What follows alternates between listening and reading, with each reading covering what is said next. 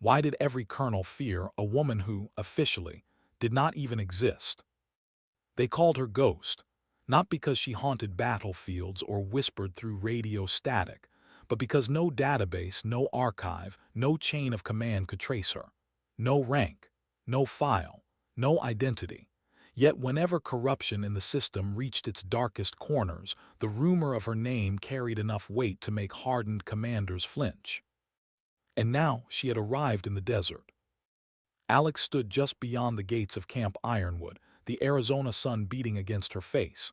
From a distance, she could have been mistaken for a contractor. Jeans, a worn jacket, hair tucked loosely back, and eyes that revealed nothing. That was her camouflage, invisibility in plain sight.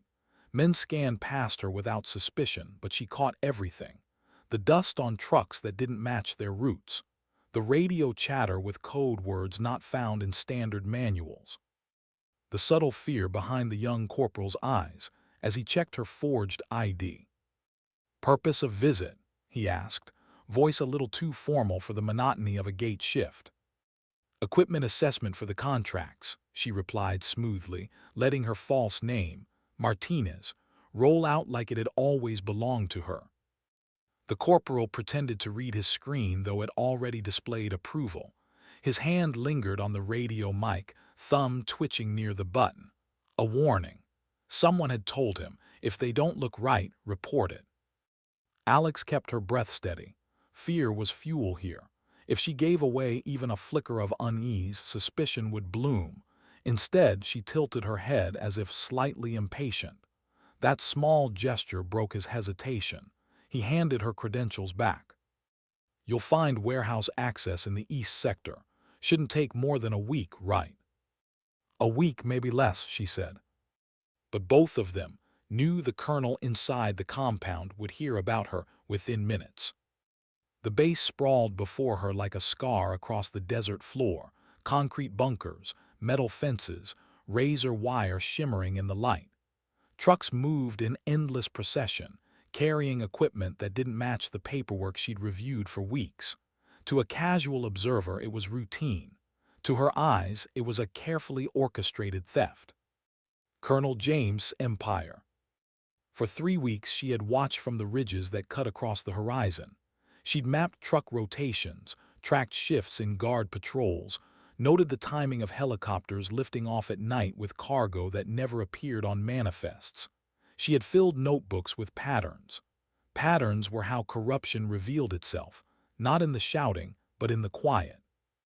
Now, walking inside, every instinct told her already knew she was here. The operations officer assigned to assist her was Captain Maya. 15 years of service, spotless record on paper. But Alex didn't read paper. She read people, the stiffness in shoulders, the flick of her eyes toward the colonel's office door whenever she spoke, the calculated neutrality in her voice. That wasn't professionalism, it was survival. "Colonel wanted me to ensure you have everything you need," said, walking briskly through a corridor lined with security cameras. "He values precision." "Accuracy matters in logistics," Alex replied. "Calm, controlled, never too much." They passed intersections guarded by men who weren't quite MPs. Their stance was wrong, too sharp, too aware, weapons held with a precision you didn't learn on routine duty. Wasn't guarding against intruders. He was guarding against discovery. Warehouse 7 came into view. Smaller on the schematic, but Alex had already seen the truck convoys. Too frequent, too guarded. Officially, it was a storage site for maintenance parts, but unofficially. That was for later. For now, she began her cover, clipboard in hand, checking boxes, comparing serial numbers. Her movements precise, professional, unremarkable. To anyone watching, she was just a contractor doing tedious work. But behind every glance, she gathered data. Serial numbers filed off. Crates from 3 continents arriving with inconsistent shipping labels. Weapons designed for restricted programs casually stacked beside routine supplies. An arms dealer's paradise masquerading as government inventory. And then faces.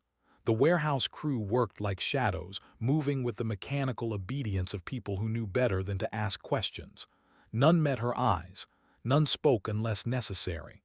Sergeant First Class Tony Blake oversaw them, his every motion taut with unspoken history. He had seen things, too much.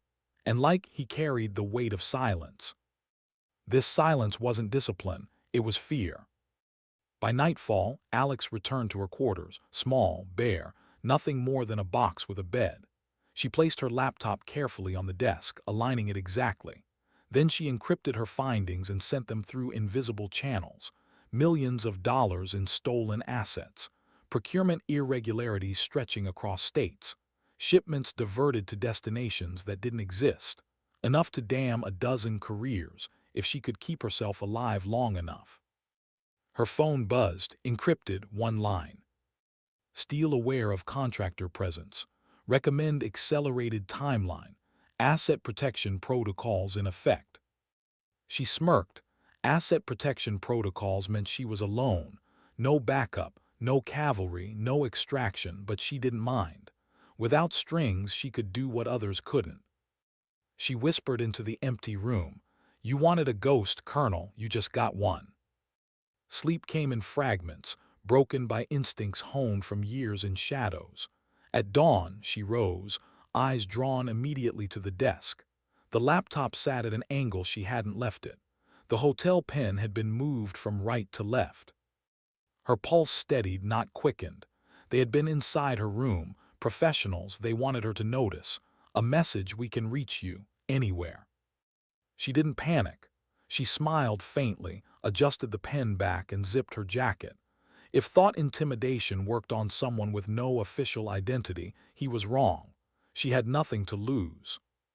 At the base that morning's mask slipped further. Her hands trembled slightly as she checked the day's schedule. Warehouse 7, she said, too quickly.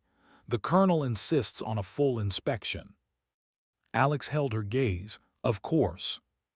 The armed guards at the entrances confirmed everything.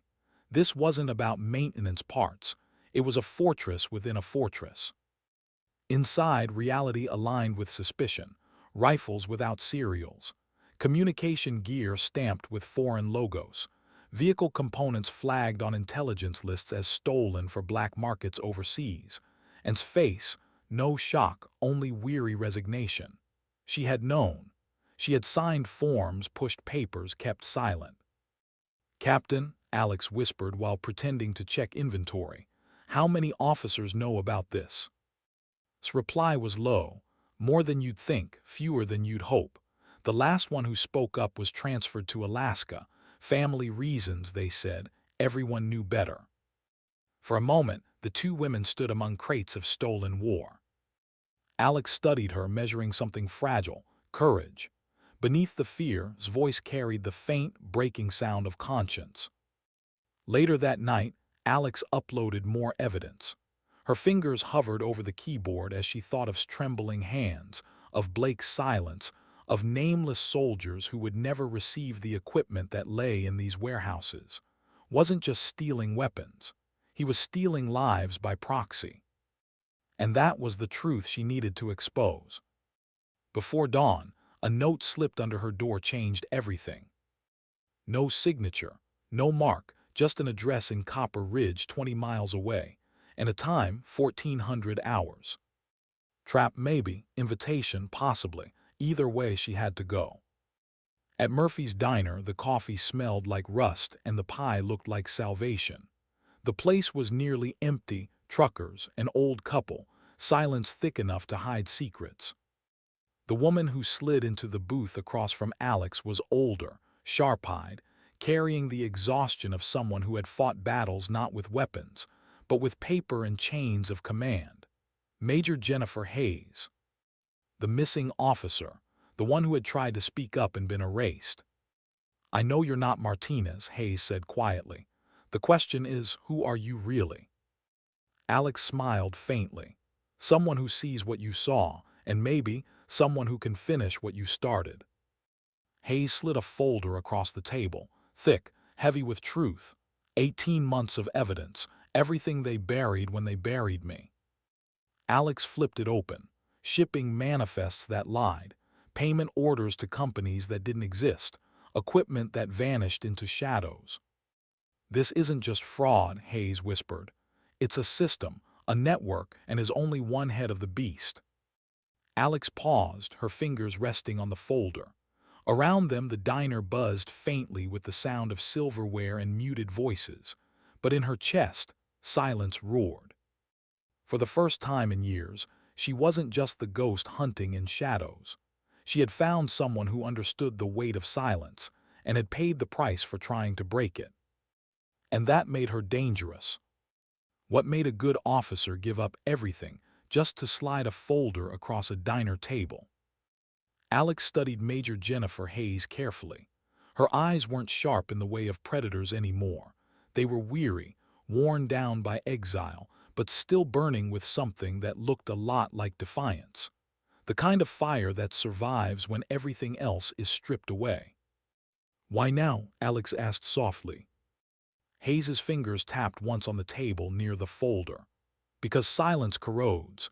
18 months ago, I thought the system would protect me, that if I handed over the truth, men in suits would march in and do the right thing. Instead, they shipped me to Alaska and erased my files. That's what they do. They don't argue, they don't threaten, they erase." The words landed heavy.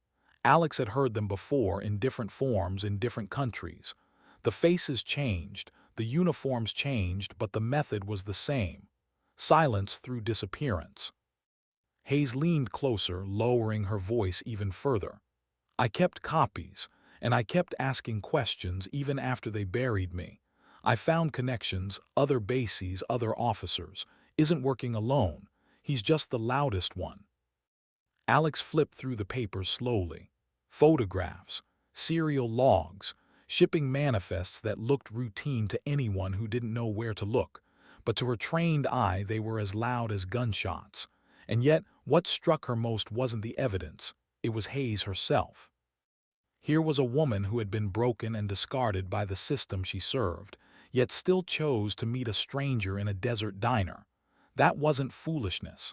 That was courage, or desperation. Maybe both. "Major," Alex said after a long pause, "if I use this, they'll know you kept copies. They'll come for you again." "They already did," Hayes replied, voice tight. "They came when they stripped my badge, my authority, my career. What's left for them to take?" She pushed the folder closer. "At least this way, my silence means something."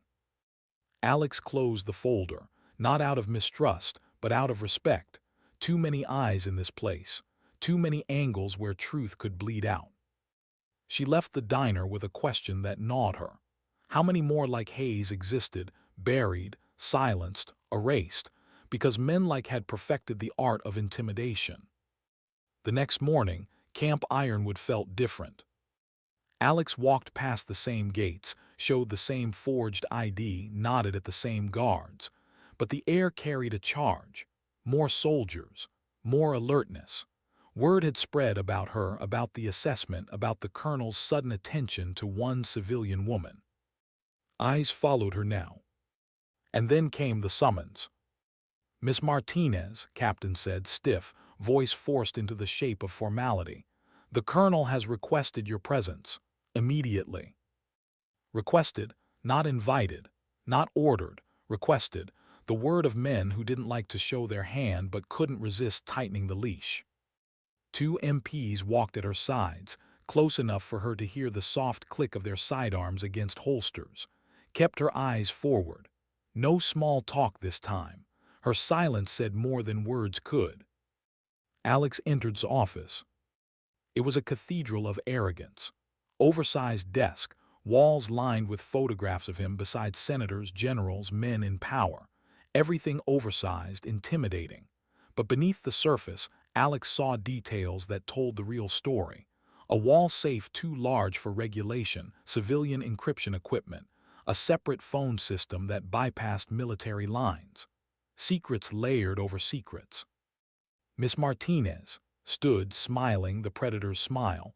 "I trust your work has been productive." "Very," she said simply. He gestured to the chair opposite. She sat, calm, neutral, unreadable. And then he opened a folder. Photographs slid across the desk. Alex at Murphy's diner. Alex with Hayes. Surveillance shots of her hotel room. Documentation of her real identity. Alex didn't move, didn't blink. "I have a talent for identifying threats," said, leaning back in his chair. "And you, miss, are not here to count bolts and check manifests." His voice dropped lower, steel over silk. "You're here to dig, to expose." He let the silence stretch, savoring it like a man who believed he had already won. "You have two choices," continued.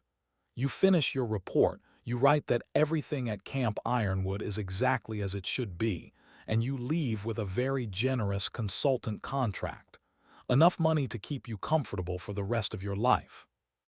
"And the other?" Alex asked, her voice steady. "Federal charges, fraudulent credentials, unauthorized intelligence gathering, prison, and a personal destruction that will make you beg for the silence Hayes found." It was a performance. He wanted to see her flinch. But Alex wasn't like Hayes. She had no record to erase, no pension to strip, no career to destroy. That was her advantage. She leaned slightly forward. "I'll think about it," she said. "Don't take too long," replied, his smile sharpening. "Opportunities like this don't stay open." When the MPs escorted her back out, Alex felt the air shift again. It wasn't just intimidation anymore. It was war. At 200 hours, her secure phone buzzed. "Asset compromised. Extraction available within 12 hours. Confirm." The professional move was clear. Withdraw. Live to fight another day. Let someone else pick up the threads. Alex stared at the glowing screen, then deleted the message. She wasn't leaving. Had shown his hand. He believed she was like the others, bound by rules, by fear, by the fragile threads of a career. But she was not like the others. She had nothing to lose. She closed her eyes, whispered into the silence of the room, "You've mistaken me for a woman with limits." At dawn, a knock rattled her door. Stood there not in uniform, hair unkempt, eyes red as if she hadn't slept. She glanced around the hallway before stepping inside quickly. "He told me everything," whispered, almost shaking. "He said you're an investigator, that you're here under false pretenses, and he wants me to help him prove it." Her hands trembled as she lit a cigarette, the third one that morning. "He told me if I don't give him everything, every word you've said to me, every file you've touched, I'll be complicit. I'll be ruined, prison, my family destroyed." Alex watched her silently, letting the weight of the words hang. "And will you?" Alex asked finally. Stared out the window, smoke curled upward, fragile, breaking in the air. For a long moment she didn't answer. Then, "No, I swore an oath 15 years ago, to defend the Constitution, not to cover for a criminal in uniform." From her bag pulled a manila envelope. She pushed it across the table. "Copies of manifests, authorizations, discrepancies, everything I've seen in 2 years, it's all here." Alex placed her hand on it gently. The weight of the papers was heavy, but the weight of choice was heavier. "Captain," Alex said quietly, "if you go down this road, there's no going back. You'll be marked. He will destroy you." His eyes glistened, but her voice steadied. "Better destroyed for the truth than rotting in silence." Alex felt something stir deep in her chest, respect, and something like sorrow, because she knew exactly how much this would cost. But she also knew this was how it would fall, not through her alone, but through the courage of those who chose conscience over survival. The following night arranged a meeting. A warehouse supervisor named Blake, an enlisted man with 18 years of service. The rendezvous point, an abandoned gas station 25 miles into the desert, a place where silence had weight, where headlights carried like flares against the horizon. Blake arrived early, scanning every shadow before stepping forward. He was careful, cautious, a man who had spent too long watching his back. In his hands he carried a small, worn notebook. For the past 14 months, he said, his voice flat, steady, I've been keeping duplicates, records of every shipment, every discrepancy, every lie. He handed the notebook to Alex. The pages were meticulous, dates, times, vehicle IDs, signatures, the kind of detail you couldn't fabricate. I wasn't planning to be a hero, Blake admitted. But one day they'll ask questions, and when they do, I need to protect myself, my family, my name. His eyes hardened. And I've watched too many soldiers bleed because the gear never reached them, because someone sold it out the back door. Alex closed the notebook slowly. It was the kind of evidence that could shatter an empire. But more than that, it was the voice of a man who had chosen truth over fear. And in that moment, standing in the empty silence of the desert, Alex realized something that both comforted and unsettled her. She wasn't alone anymore. The ghost had allies. That night she didn't sleep.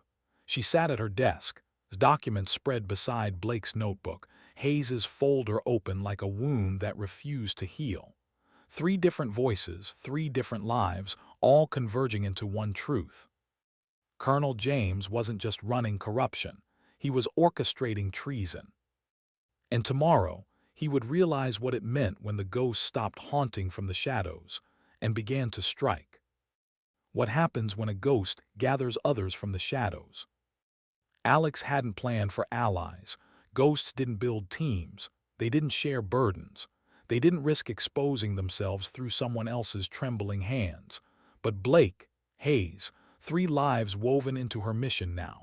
3 threads couldn't afford to let survive. And she knew he'd noticed. The morning after the gas station meeting, the storm broke. She arrived at the gate, badge in hand, only to be met by 2 MPs whose expressions were a little too polite. Your access has been temporarily suspended, Miss Martinez, one said, pending security verification. They escorted her through the base, not hostile, not friendly, watchful. Inside the command building, she found Colonel James waiting. No smiles this time, no silk, just the hard edge of a man tightening the noose. Miss, he said, using her real name now, savoring the reveal, I think we've both wasted enough time with pretense. He gestured to a chair across from his desk. She sat, calm, unmoved. On the desk lay more photographs. Leaving her hotel room, Blake at the gas station, Hayes at the diner. Surveillance angles too precise to dismiss as coincidence. Leaned back, fingers steepled. You've been busy, recruiting my own people against me. I admire the boldness, truly, but boldness has limits, and now you've reached them. Alex said nothing. Silence was her greatest weapon. It unnerved men like him, men who thrived on control, on reaction. He leaned forward. Do you think this is the first time someone tried to bring me down? Investigators, auditors, even a few ambitious officers who thought their careers could be made by challenging me. Where are they now? He let the question hang, then smiled thinly. Gone, transferred, ruined, forgotten. His voice hardened. And so will you unless you take the offer I extended, a report in my favor, a generous payout, freedom. Alex's eyes held his, steady, cold. You mistake me for someone who can be bought. Smile thin to nothing. Then you'll discover what it means to be broken. The MPs escorted her out, but Alex had already won something in that office, proof. Arrogance had driven him to reveal just how many others he'd buried. He had confessed, even if not in words, that this was his playbook, silence by destruction. Now it was her move. At 200 hours, the secure phone buzzed again. Asset compromised, extraction mandatory, 6 hours. Her handler's voice, coded through text, was relentless. Leave now. Mission burned, regroup later. Alex stared at the message for a long time before shutting the device off. If she left now, would win again. Another ghost erased, another silence. She wasn't leaving, not while others had risked everything to stand beside her. At dawn appeared at her door, out of uniform, eyes bloodshot. "He called me in last night," she whispered. "He told me everything about you, about charges. He wants me to testify against you." Her hands shook as she lit a cigarette. "He said if I cooperate, I'll keep my career. If not, I'll go down with you." "And?" Alex asked, watching her carefully. Exhaled smoke, eyes wet. "I told him no." She reached into her bag, pulled out another folder, thicker this time. "These are copies of every authorization I processed for his operations. Every payment, every shipment, 2 years' worth. I want him exposed, whatever it costs me." Alex studied her. The fear was still there, but something else had risen too: resolve. The kind that only comes when a person finally decides which side of history they'll stand on. "You know what this means," Alex said quietly. Nodded. "It means I've already lost, so I might as well lose for the right reasons." Alex reached across the table, closed her hand over the folder. "No, it means he just lost you." That night arranged another meeting. Blake. They gathered at the same abandoned gas station. Dust swirled around the rusting pumps. Silence pressed in from the desert. Blake arrived early, notebook in hand. His posture stiff, wary, but his eyes steady. "I've been keeping records," he said again, handing over the notebook. "Every shipment, every discrepancy, 14 months' worth, it's all there." Alex flipped through. Handwritten lines in neat block letters, dates, times, vehicle IDs, cross-checks, evidence more solid than anything could hide. "Why keep this?" she asked softly. Blake's jaw clenched. "Because one day someone would ask questions, and I wanted proof, not just to save myself, but because I've watched too many soldiers bleed while their gear disappeared into shadows. I couldn't look away anymore." For the first time, Alex felt the weight shift. She wasn't just gathering scraps of evidence in the dark. She was building a case, a network, a chain too strong for to sever. The ghost was no longer alone. But was no fool. He moved quickly. The next morning, federal agents appeared at Alex's hotel. Not men this time, real agents, FBI credentials polished under the desert sun. "Miss," the lead agent said politely, "we need to discuss inconsistencies in your contractor authorization." A trap had convinced them she was the fraud. Alex stayed calm, every muscle controlled. "Of course," she said evenly, "I'll cooperate fully." But before the agents could move her, her phone rang. Caller ID, General William Stone, authority beyond anything could twist. Alex answered, put it on speaker. "Colonel," the general's voice thundered through the room, "you are ordered to cease interference with Miss' investigation immediately. Agents, I am transmitting authentication codes now." The agents' phones buzzed. They read the codes. Their expressions shifted from suspicion to shock. Standing in the doorway froze. For the first time, his mask cracked.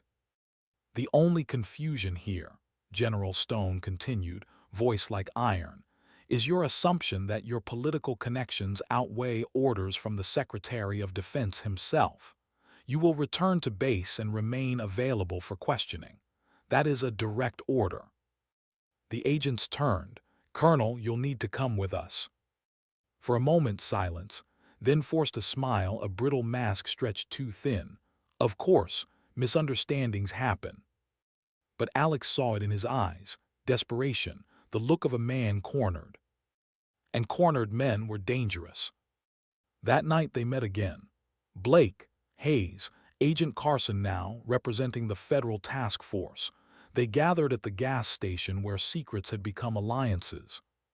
"We have a problem," Carson said. "It's gone. Left his base at 21:30 hours. His car was found abandoned at a truck stop 50 miles out." The silence that followed was suffocating. A colonel on the run wasn't just a fugitive. He was a predator cut loose, with nothing left to lose. "He's not running," Alex said quietly. "He's hunting." "Hunting who?" asked, though she already knew. Alex's eyes moved across the group. Hayes, Blake, witnesses, the ones whose testimony could damn him. If he can't escape prosecution, he'll do the next best thing. He'll erase the witnesses. He'll erase us. The sound came then, engines. 3 black SUVs cresting the ridge, headlights cutting across the desert, moving in formation, military precision. Cigarette fell from her fingers. Blake's hand went instinctively to the pistol at his side. Hayes froze, eyes wide. Alex rose slowly, gun already in her grip. "Everyone down," she ordered. From the SUVs, armed men spilled out. Not soldiers, not cops, contractors, mercenaries. The kind could buy with the millions he had siphoned from stolen weapons. And then his voice cut through the night, cold, confident. "Miss," he called, "time we settled accounts. You and your friends have something of mine, and I've come to collect." His words echoed across the desert. But Alex only whispered back, steady, unflinching. "You came for silence, Colonel, but tonight you'll only find ghosts." What happens when silence shatters into gunfire? The desert was still for one breath. 3 black SUVs idling, headlights glaring against the rusted skeleton of the abandoned gas station. The night air pressed down heavy, thick with the weight of inevitability. Then Colonel's voice cut across the dark again. Calm, calculated. "You have something that belongs to me. Hand it over and maybe I'll let you live long enough to regret your choices." Alex crouched low behind a concrete barrier, gun steady in her hand. Around her, the people who had chosen conscience over silence breathed hard, shallow. Hands shook as she slid the safety off her sidearm. Blake scanned the angles like a soldier who'd seen this kind of trap before. Hayes pressed her back against the wall, her eyes wide with the realization that this was no longer about paper trails and testimony. This was life and death. Alex spoke, voice calm, carrying just enough to be heard. "The evidence is already gone, Colonel, transmitted, secured. You can kill us, but it won't save you." For a moment, silence, then laughed, a sharp, hollow sound. "Maybe, but removing you complicates things, and I've always been very good at eliminating complications." The first shot cracked the night. Glass shattered above Alex's head, spraying shards across her shoulder. She ducked lower, pulling with her. The mercenaries moved like professionals, flanking, advancing in pairs, covering each other's lines of fire. This wasn't intimidation. It was execution. "Stay low," Alex snapped, dragging Hayes deeper into cover. "Don't expose yourselves." Fired back, a shaky burst that scattered dirt near one of the SUVs. Blake steadied her arm. "Controlled shots, Captain. Slow it down." The mercenaries pushed closer. The crack of suppressed rifles echoed, each shot precise, deliberate. They weren't wasting bullets. They were closing the circle. Alex exhaled once, slow. Then she moved. Sliding across the sand, she pressed herself against a rusted fuel pump, popped out and fired 2 rounds. One mercenary dropped, clutching his leg. Another dove for cover. "Ghost's voice barked from the dark. "Always moving in shadows, but shadows don't last forever." Alex ignored him. She was calculating angles, terrain, timing. The gas station was poor cover, but the desert beyond was worse. Open ground, no shelter. They had minutes, maybe less, before men pinned them down completely. "Blake," she called, "how many?" He risked a glance. 2 teams, 6, maybe 8. "More like 9, Alex corrected. She had already counted muzzle flashes. Always count the flashes. Hayes clutched her folder to her chest, knuckles white. "We can't survive this," she whispered. Alex crouched beside her, eyes sharp. "You already survived worse, Major. They buried you once. You walked away. You'll walk away again tonight." Something flickered in Hayes's eyes. Fear, yes, but also the faintest spark of belief. Gunfire chewed through the barrier beside them. Dirt sprayed their faces. Gritted her teeth, fired another burst. Blake leaned in, correcting her aim, grounding her. They weren't just officers and NCOs anymore. They were survivors, learning in seconds how to trust each other under fire. Alex scanned the horizon. A sound cut through the chaos, a low, distant thrum. helicopters, knots, too soon, too fast. She felt a sharp surge in her chest. The task force had moved early. "Hold," she shouted, "help's coming." Must have heard it too. His voice snapped with sudden urgency. "Advance now." The mercenaries surged. 3 broke from cover, pushing toward the gas station. Alex rolled into the open, fired twice, dropped one, forced the others back. Bullets tore the sand around her as she dove behind a rusted car frame, breath hard, heart steady. Rotor blades thundered overhead. Federal tactical teams descended in a storm of floodlights and shouts. The desert lit up white. Men froze, realizing they were outnumbered now, outflanked. "Drop your weapons on the ground," the agents bellowed. One by one, the mercenaries fell to their knees, rifles clattering into the sand. Their precision dissolved into surrender under the weight of overwhelming force. But wasn't among them. Alex scanned the chaos, searching. Then she saw him, breaking from cover, sprinting into the desert, a pistol flashing at his side. She didn't hesitate, she ran. The desert swallowed sound. Away from the gas station's lights, darkness pressed in thick, broken only by moonlight on jagged stone. Footsteps pounded ahead, desperate, uneven. "Colonel," Alex shouted, her voice echoed across the rocks. "It's over." His reply was a gunshot. The bullet sparked against stone, inches from her head. Alex pressed low, moving fast, calculating the terrain. He'd chosen high ground, rock formations that gave him sight lines but no exits, a cage he'd built himself. She climbed, silent, gun ready. Her breath slowed, body moving with the rhythm of years of training. This wasn't panic. This was inevitability. At the crest, she saw him, crouched among boulders, pistol gripped tight, sweat glistening in the moonlight. His eyes were wide, not with fear but with fury. "You have no idea what you've done," he spat. "Do you think this was just theft, just profit? I had connections, operations, people in places you'll never reach." Alex kept her gun steady. "You sold soldiers lives for money. You silenced anyone who stood in your way. Call it what you want. It's treason." "You don't understand." His voice cracked, rage spilling over.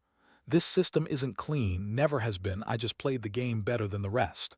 And you," his hand shook, pistol wavering, "you're nothing, a ghost, a whisper. When you're gone, no one will even remember your name." For a moment, silence stretched between them. The wind carried sand across stone. Far below, the sound of tactical teams echoed faintly. Alex's voice was quiet when she spoke, steady, final. "Maybe they won't remember my name, but they'll remember yours for everything you destroyed." His hand twitched, his pistol rose. Alex fired once. The shot cracked through the desert. His pistol clattered against the rock. His body slumped, breath ragged, hands raised in surrender.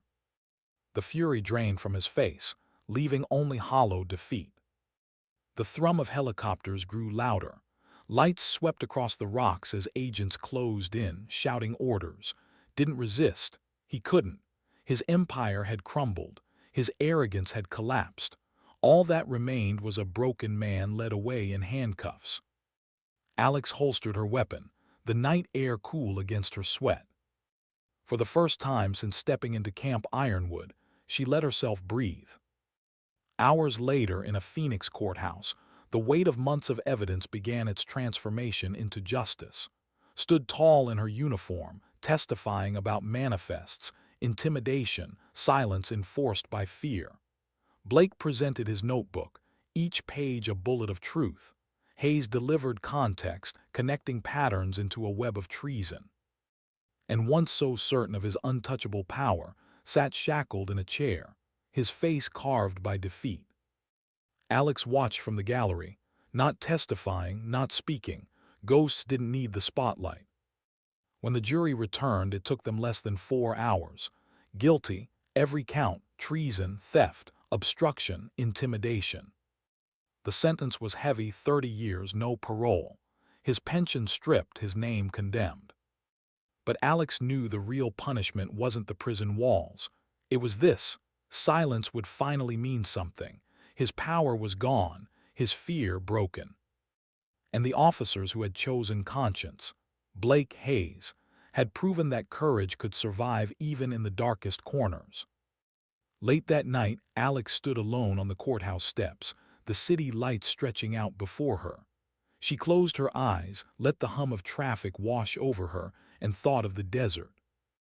Of broken soldiers who never received their gear, of officers erased for telling the truth, of the countless names buried in silence. The mission was over, but the war was. She pulled her jacket against the night and whispered, not to anyone, not even to herself, just to the air. Sometimes dignity doesn't speak, it simply acts. And then she disappeared back into the shadows, where ghosts belonged. What happens when the enemy falls, but the silence remains? Colonel James was gone, stripped of rank, sentenced to decades in a cell. His empire of theft and intimidation dismantled piece by piece. The courtroom had echoed with justice, each guilty verdict landing like a hammer against the old order. And yet Alex felt no triumph. She stood in the back of the courthouse that day, watching as Blake presented his notebooks. Hayes detailed the suppression that had buried her. They were brave, each of them, brave enough to risk not only their careers but their lives. But when the trial ended and the reporters swarmed, Alex did what she always did. She slipped away. No cameras, no interviews, no name. Because ghosts didn't stand on podiums, they vanished. 2 weeks later, she sat in a quiet diner outside Phoenix. Different diner, same desert. Her coffee went cold as she sifted through a folder of her own, a thicker one, heavier than, because it wasn't just about one man anymore. It was about the network. Hayes had been right, wasn't the only head of the beast. The trial had exposed names that barely made it into the footnotes of testimony. Mid-level officers who had approved questionable shipments, civilian contractors who had turned blind eyes, politicians who had accepted donations from front companies. His empire was just a branch. The tree still stood. And Alex knew what happened when you cut branches. The tree grew new ones. The booth across from her creaked. Slid in, civilian clothes now, her uniform temporarily suspended while an internal investigation combed through every decision she had signed off under command. She looked older, like years had pressed onto her shoulders in days. "You look tired," Alex said. Gave a faint, humorless laugh. "I am tired, tired of lawyers, tired of paperwork, tired of wondering if the next knock at my door is someone thanking me or someone warning me to shut up." Alex studied her.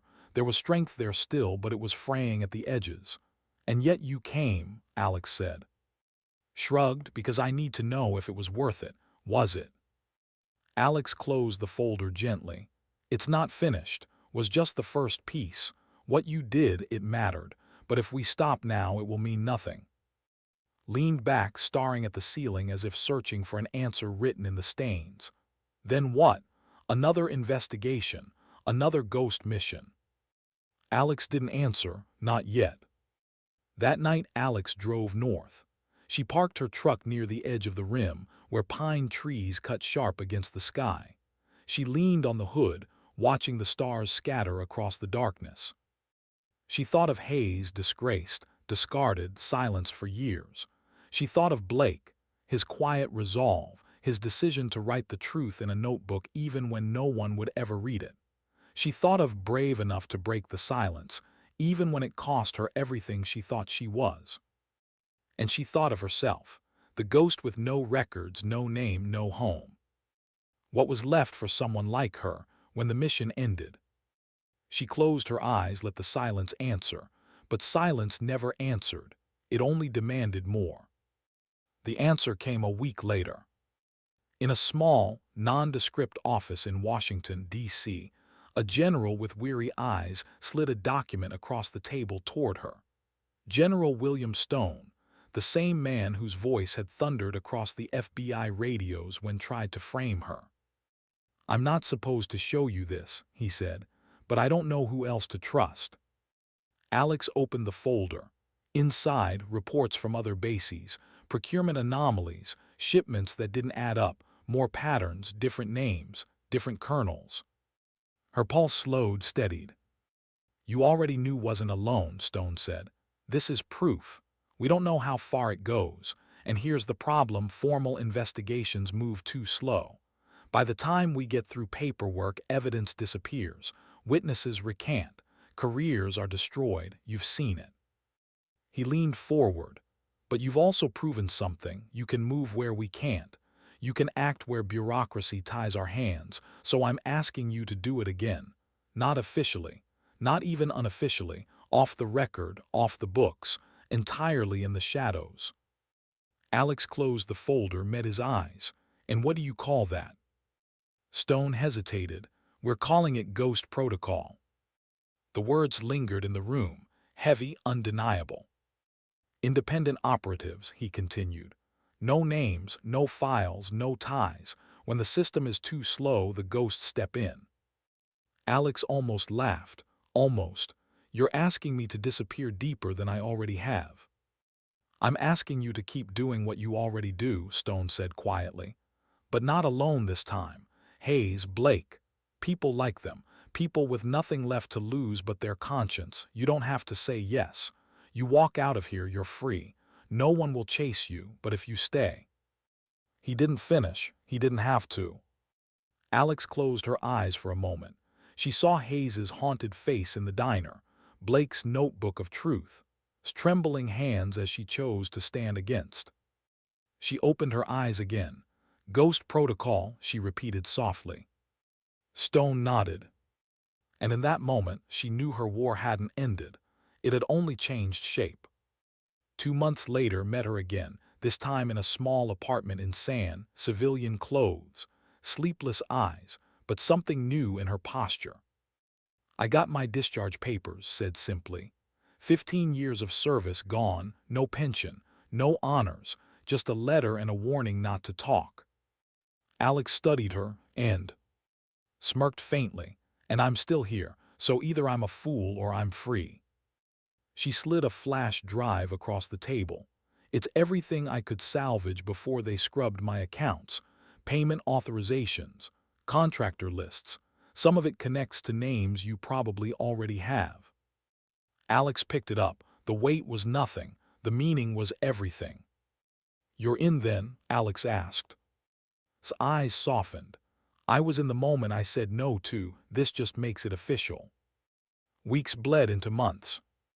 Hayes came back from exile quietly at first, still nervous, still by the years of silence. But she carried knowledge, patterns, and context no one else had. She became the map, the one who could see how pieces connected across commands. Blake stayed in uniform for now, still inside the system, watching, listening, sending small threads of truth back into Alex's hands. Together they began to see it clearly. The network, bigger than, rooted in profit, politics, and betrayal, a cancer hidden beneath the uniform of service.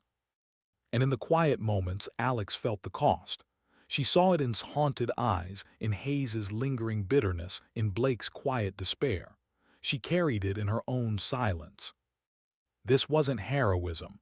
This was survival, a choice to keep fighting even when the fight itself seemed endless.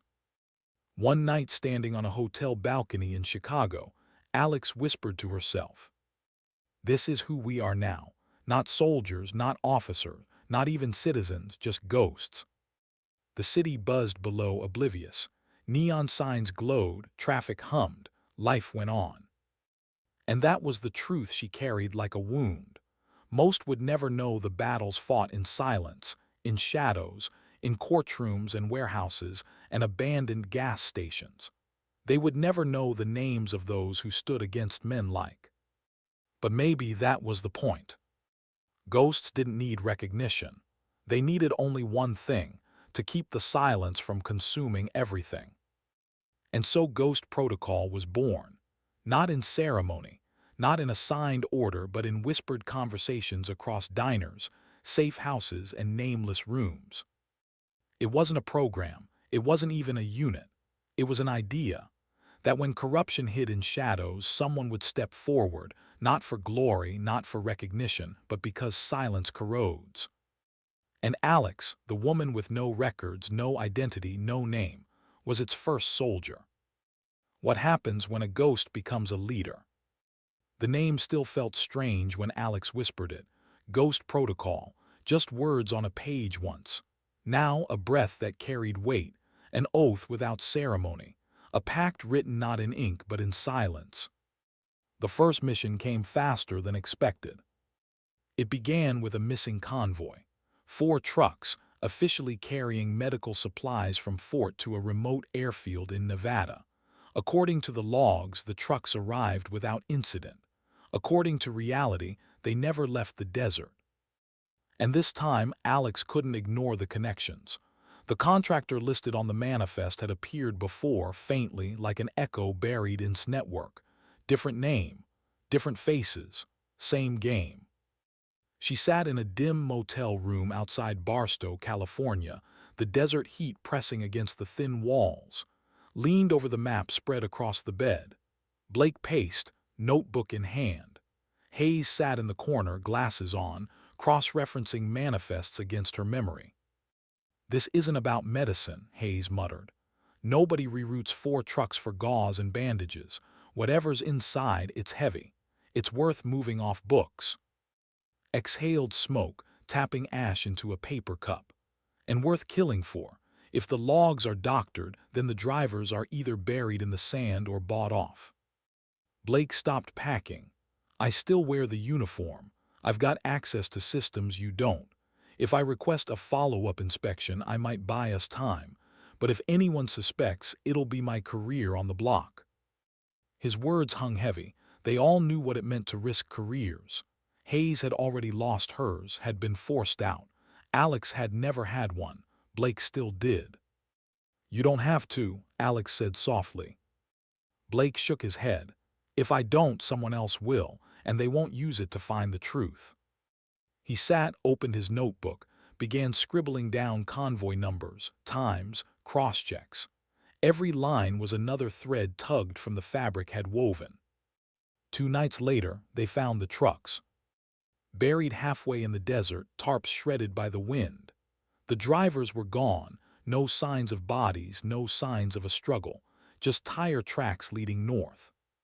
Crouched by one of the crates, prying it open with a crowbar, the metal groaned. Inside, rifle parts, not American issue, Russian. Hayes swallowed hard. "This isn't theft, this is transfer. Someone's running foreign weapons through U.S. supply lines." The words cut deep. This wasn't just corruption. This was betrayal of country. Alex felt the air shift in her chest. Had been a parasite, but this was cancer. They tracked the tire marks north through the Mojave until they reached an old airstrip, long abandoned. The runway cracked with weeds, hangars sagging with rust, and yet fresh tire tracks, fuel drums stacked too neatly, the faint buzz of generators. Blake crouched low, binoculars pressed to his eyes. Contractors, not military, armed but sloppy. Adjusted the strap on her rifle, her jaw was tight. "They're moving crates, looks like prep for a flight out." Hayes flipped through her notes. "That runway won't hold heavy cargo planes. Whatever's coming, it's smaller, faster. Something that can get in and out without radar noticing." Alex scanned the scene, every detail etching itself into her mind. Crates, men, a flight plan not yet visible but already moving. This was it, the first test of Ghost Protocol. No oversight, no backup, no orders, just them. She drew in a breath. "We stop it here." Blinked. "With 4 of us." "With 4 of us," Alex said firmly. The plan came together in whispers under the desert stars. Blake would circle wide, cutting power to the generators. Darkness would be their ally, would cover the north flank, picking targets if the fight turned hot. Hayes, her job was intel, watching the movement, marking the plane, timing their strike. And Alex, the ghost, would move in first. At 200 hours, the desert went black. Generators sputtered, lights cut out. Confusion rippled across the airstrip. Contractors shouted, fumbling with flashlights. Alex moved through the dark like a shadow, silent, steady. She slipped between crates, her gun ready, her breathing calm. She heard the clatter of a wrench dropped in panic, the curse of a man who had lost sight of his bearings. His first shot cracked the silence. A warning, a message. One mercenary went down, screaming into the dirt. The others scattered. Alex seized the chaos. She emerged from the dark, pistol aimed steady. 2 shots precise, clean. 1 man down, another wounded. She kept moving, never staying long enough to be pinned. Plane, Hayes's voice hissed over the comm. Engine starting. Alex sprinted toward the hangar. The plane's propellers whirred, slicing the night air. Men rushed to load the last crates into its belly. Blake appeared from the shadows, rifle steady. He fired controlled bursts, driving the contractors back. "Go," he barked. Alex ran low, fast. She reached the plane just as the cargo door began to close. She slipped inside, rolling between crates, gun raised. The pilot turned, startled. Alex didn't hesitate, 1 shot. The cockpit went silent. She dragged the throttle back, killing the engine before the plane could move. Silence returned, heavy and absolute. Outside, shots still echoed, pinning down stragglers until they dropped their weapons. Minutes later, the airstrip was quiet. The crates remained. The contractors bound, beat and silent, the plane grounded. And Ghost Protocol had its first victory. But victory didn't feel clean. Back at the motel, Hayes paced, papers in hand. This wasn't random. This wasn't just contractors freelancing. This was structured. Someone gave them clearance, someone higher up. Lit another cigarette, her hands trembling as she exhaled. "We stopped 1 shipment. There are more. We can't keep plugging holes forever." Blake sat at the table, his notebook open. His face was tight, grim. "If I push further in the system, I'll be noticed. They'll know someone's leaking. I'm already on thin ice." Alex stood by the window, watching the neon motel sign flicker. She felt the weight pressing in. One victory didn't change the war. If anything, it escalated it. "They'll come harder next time," she said softly. "They'll expect us, and they'll hunt us." "Then why keep going?" Hayes asked sharply, her voice breaking. "Why not walk away while we still can? We did enough. It's gone. This isn't our burden anymore." Her words hung heavy. Stubbed out her cigarette, eyes dark. "Because if we walk away, someone else dies in silence. Someone who doesn't have a choice." Blake nodded. "Because the system's broken, and if we don't fight, who will?" Alex turned from the window. Her eyes found each of them, Hayes, Blake, fragile, fractured, but unbroken. "Because," Alex said quietly, "we're already ghosts, and ghosts don't quit." Days later, General Stone called again. His voice was calm, almost too calm. "You made noise," he said simply. "The airstrip incident is all over chatter. Contractors are scrambling. Some of our own are asking questions we can't answer. Officially, nothing happened, but unofficially, you made them bleed." Alex said nothing. Stone exhaled. "You understand what that means, don't you? They'll come looking. Harder, smarter. This was your first test. You passed, but the war just noticed you exist." The line went dead. Alex sat in silence, phone still in her hand. The others watched her, waiting. Finally, she whispered, "Then we stop being shadows. We start being storms." That night under the desert sky, they sat around a cracked motel table, the glow of a single lamp between them. The folder lay open, filled with names, dates, networks stretching beyond what they could see. Poured whiskey into plastic cups. "To the ghosts," she said.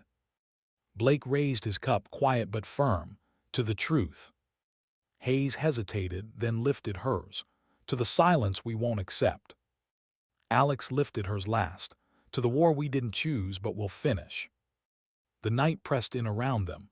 The war stretched ahead. And somewhere in the dark, unseen hands already moved new pieces onto the board. What happens when the hunters become the hunted? It started with silence, not the calm, protective kind Alex knew, not the silence of discipline, of patience. This was the wrong kind, the silence before something terrible. Didn't show up at the rendezvous. They had planned to meet at a roadside motel near El. She was never late, never careless. But 2 hours passed, the desert night sinking into chill, and still no sign of her. Alex sat in the motel room, eyes on the clock, jaw tight. Blake paced by the window, restless. Hayes sat on the bed, her fingers trembling against a folder of reports she hadn't opened for 20 minutes. "She's compromised," Hayes whispered.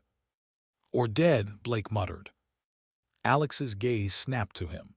His words weren't cruel, just raw, unvarnished truth, and the truth cut sharper than any knife. She stood, grabbed her jacket, and holstered her pistol. "We find her." They found her car 20 miles west, abandoned on the side of the highway, doors open, headlights still glowing faintly. Alex crouched by the driver's seat.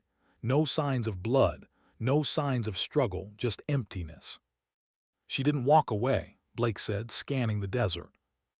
Alex's stomach clenched, might have been caged, but the network was. They had money, men, reach, and now they had. She stood slowly, the desert wind whipping her hair. "They're sending a message." The message arrived 2 hours later. A video file emailed to a burner phone Blake carried. No words in the subject line, no address, just the file. They gathered around the laptop in silence. Alex hit play. The video was grainy. Sat in a chair, her hands bound, her face bruised. A masked man stood behind her. His voice was distorted, mechanical. "You think you can break our system," he said. "You think you can erase us. Then watch what happens to those who betray us." The man grabbed hair, jerking her head back. She flinched, but her eyes, bloodshot, defiant, stared into the lens. The video cut out before anything else. Hayes covered her mouth. Blake slammed his fist against the table, the sound echoing through the motel room. Alex sat still, her jaw clenched so tight it ached. "They want us to chase them," she said softly. Hayes's voice cracked. "So what do we do?" Alex looked at the frozen screen, at its bruised face. Her heart pounded with rage and guilt, but her voice was steady when she answered. "We chase them." The trail wasn't clean. The email bounced through layers of servers, rerouted across borders, but Blake, methodical and relentless, traced the signal backward. Not perfectly, not precise, but enough. A warehouse near, abandoned on paper, active in whispers. Alex knew what it meant, crossing into Mexico, outside any jurisdiction, without backup. A ghost mission in every sense.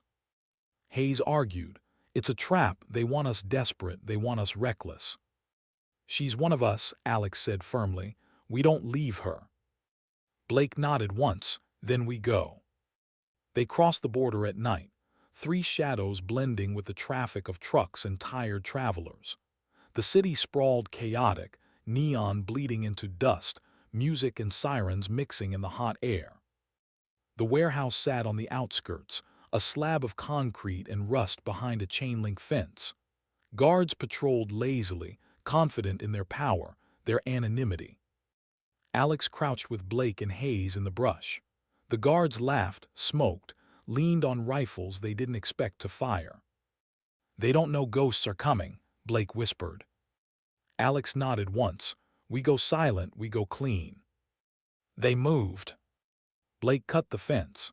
Hayes slipped through, nerves visible in the tightness of her jaw. Alex led, pistol steady, every sense sharpened. They took the first guard without a sound. A choke, a drag into shadow. The second fell to Blake's blade. The third never saw Hayes until the butt of her pistol cracked his temple. Inside, the air reeked of oil and dust. Shadows stretched long across stacked crates. Somewhere deeper, muffled voices. And then's voice. "Cowards, you hide behind masks because you know the truth will bury you." Alex's chest tightened. She followed the sound.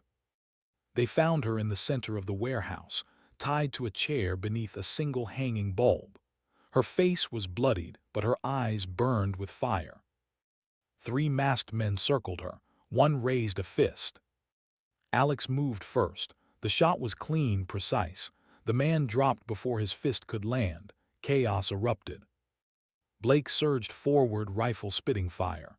Hayes ducked behind crates, covering angles. Alex advanced like a storm, each shot deliberate, unflinching. The fight was brutal, close, desperate. The warehouse filled with shouts, gunfire, the crash of crates splintering. But the ghosts were sharper, colder, driven not by orders but by something harder, loyalty. When the last man fell, silence returned. Alex rushed to, cutting her bonds. Winced, but when her hands were free, she gripped Alex's arm tight. "I told him," whispered through bloodied lips. "I told him ghosts don't break." Alex held her close for a moment. No words, just the silent relief of survival. But survival had a price. On the drive back across the border, sat in the backseat, head against the window, eyes closed. Hayes stared at her, pale and shaken. Blake gripped the wheel tight, every muscle rigid. Alex sat beside him, her eyes on the road but her mind miles away.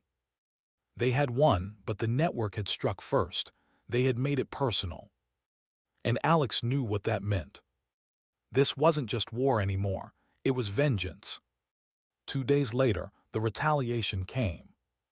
Hayes's apartment in San broken into, files stolen, computers wiped.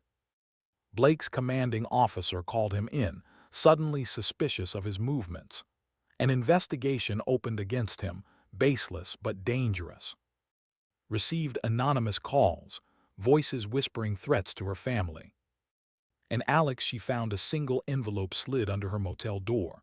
No name, no return address. Inside, a photograph. Her, sitting in the diner 3 months earlier. They were watching her. That night she sat alone on the edge of her bed, the photo in her hands. Her heart was steady, but her thoughts churned. For years, she had accepted being a ghost meant invisibility. Now, the enemy had dragged her into the light. For the first time, Alex felt the weight of doubt pressing hard against her chest. Could they survive this? Could they keep pushing without being destroyed, one by one? She closed her eyes, remembered bruised face, Hayes's trembling hands, Blake's stubborn resolve. They weren't soldiers anymore. They weren't protected, they were prey. And still, they hadn't broken. Alex opened her eyes, whispered to the empty room. "Then neither will I." But in the shadows, the enemy was already planning the next move. Not brute force, not intimidation, something sharper. They wouldn't just hunt the ghosts, they would try to turn them against each other. Because the only thing more powerful than fear was betrayal. What happens when the silence isn't broken, but becomes unbearable? Alex had always known it would end this way. Not in medals, not in applause, but in choices no one else would ever understand. The network had struck back. Hayes's files gone, Blake under investigation, but unbroken, and Alex herself no longer invisible. They were marked now, hunted. The question wasn't whether the network would come again. It was how. And then one evening in Los Angeles, Alex got her answer. The call came from Hayes. Her voice trembled across the line. I think I made a mistake." Alex's stomach tightened. "Where are you?" "Downtown, Old Rail Yard. They said they had evidence, documents proving everything. I thought." Hayes's breath hitched. "Alex, I don't think I was careful enough." Static, then silence. Alex closed her eyes. She had warned Hayes a dozen times. The enemy used bait, but hope made people reckless. Hope and guilt. She grabbed her jacket, her pistol, her resolve. "Blake, we move now." The rail yard stretched dark and skeletal, rusted train cars sagging under decades of dust. The city's hum echoed faintly, but here it was quiet, too quiet. They found Hayes near the center, kneeling, her hands bound. Floodlights blazed on suddenly, searing against the night. Figures stepped from the shadows, not mercenaries this time. Suits, clean, polished, Men who didn't flinch when guns were raised because they knew the power behind them was bigger than bullets. The one in front smiled. His voice was calm, too calm. "You must be the ghosts." Alex's hand tightened on her pistol. "Let her go." The man tilted his head. "Of course, after all she brought you here." Alex's breath caught. Slowly her eyes shifted to Hayes. Hayes wouldn't meet them. Her shoulders shook, her lips trembled. "I'm sorry," Hayes whispered. Swore under her breath. Blake's jaw locked, rage sparking in his eyes. The man stepped closer. "She gave us enough. Names, patterns, enough to smoke you out, but don't hate her. She was persuasive. She wanted protection. We offered it. Everyone wants safety, don't they?" Alex's chest felt hollow, but her voice came out steady. "And what do you want?" The man smiled faintly. "An end to this farce. You're inconvenient, but ghosts can disappear just as easily as they appear. One more night, one more cleanup, and you vanish forever." His hand flicked. Guns rose around them. The firefight erupted instantly. Dragged Hayes down, shielding her even as betrayal burned hot in her chest. Blake returned fire with the precision of a soldier cornered but unyielding. Alex moved through the chaos, each shot deliberate, every breath measured. Bullets ripped through rusted metal, sparks showering the night. The rail yard thundered with echoes of war. But there were too many, dozens, well-trained, well-armed. Blake's voice roared over the gunfire. "We can't hold." Shouted back, "We don't need to hold, we need to break through." Alex scanned the yard, her eyes fixed on a fuel tanker sitting crooked on rusted tracks. One shot, one spark, the kind of choice that ended fights or ended everything. She breathed once, then fired. The explosion tore the night apart. Fire erupted, a wall of heat and smoke swallowing the rail yard. Screams pierced the chaos. Gunfire faltered. Through the smoke, Alex drove her team forward. They fought like cornered wolves, cut through disoriented men, clawed their way toward escape. But not without cost. Blake staggered, blood spreading across his side. He didn't stop moving, didn't slow, just gritted his teeth, pressed a hand to the wound, and kept firing. Pulled Hayes by the arm, dragging her even as rage and heartbreak twisted in her eyes. Alex covered them, the fire behind her, the future uncertain ahead. They escaped into the city's veins, alleys, rooftops, forgotten stairwells. When at last they collapsed in a half-abandoned building near the river, the silence pressed hard. Blake leaned against the wall, pale, trembling. "I'll live," he muttered, but the blood told another story. Shoved Hayes against the wall, fury breaking through. "You sold us out." Hayes's face crumpled. "I didn't know, I thought they were real, I thought it was a deal." "No," snapped. "You thought of yourself, you wanted safety, you chose it over us." Hayes shook her head, tears spilling. "I'm not like you, I don't have your strength. I lived years being silenced, erased, destroyed. When they offered me a way out, I took it. I couldn't," her voice broke. "I couldn't be a ghost anymore." The words fell heavy, the truth of them burned. Alex stepped between them, her voice quiet but firm. "She made her choice. Now we make ours." His chest heaved, but she stepped back. Her eyes stayed cold. Blake, barely conscious, whispered, "So what now?" Alex looked at him, then at Hayes, then at the shadows pressing in. Her answer was the one she had always known. "Now we finish it."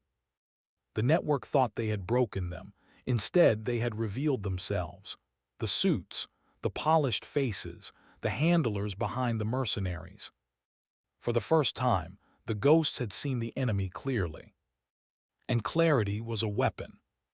In the days that followed, Alex moved like a storm. She gathered fragments, salvaged files, Blake's last notes, even Hayes's knowledge of what the suits had told her. Piece by piece, she stitched together the bigger picture. It wasn't just stolen weapons. It wasn't just contracts. It was a machine, a cycle of profit and betrayal spanning bases, companies, even governments. Had been a piece, the contractors another, but the suits, They were the architects. Alex knew she couldn't bring them down in court. Not with lawyers, not with reporters. The system would bury it again. But she could do something else. She could make them fear the silence they had used for so long. It happened one night in Washington. A gala, glittering with uniforms and politicians, laughter spilling across marble floors. The suits were there, smiling, toasting, untouchable. Until the screens lit up. One by one, televisions flickered, projectors flared, even the sound system cut to silence. Then the images appeared. Files, ledgers, contracts, emails, names, every piece of evidence the ghosts had bled to gather, broadcast to the room, broadcast to the world. The silence was deafening. Men who thought themselves invisible stood exposed. And somewhere in the crowd, a whisper passed like a current. The ghosts did this. By dawn, resignations fell. Investigations opened. Careers shattered. The network cracked, pieces falling away into panic. But the ghosts didn't stay to see it. Alex, Blake, and Hayes, broken, divided, vanished. Blake disappeared into the system, his wound slowing him but not ending him. Moved deeper into shadow, her fire burning harder now. Hayes, still fractured, still fragile, walked a line between guilt and survival, but stayed because even broken, she was still part of them. And Alex remained what she had always been, a ghost. Weeks later, on a quiet hill overlooking Arlington, Alex stood alone. The city glowed in the distance. The graves stretched silent before her. She thought of the mercenaries, of the suits, of the endless faces who had built their power on silence. And she thought of her team, strength, Blake's sacrifice, Hayes's weakness and her fragile courage. She thought of herself, a woman with no records, no identity, no name. The wind carried soft across the hill. Alex whispered, not to the graves, not to the city, but to the silence itself. "You used to own me, but not anymore." Her eyes closed, her chest rose steady. Because sometimes dignity doesn't speak, it simply acts. She turned from the hill, the city stretched before her. The war wasn't over, the silence never truly ended. But neither did the ghosts.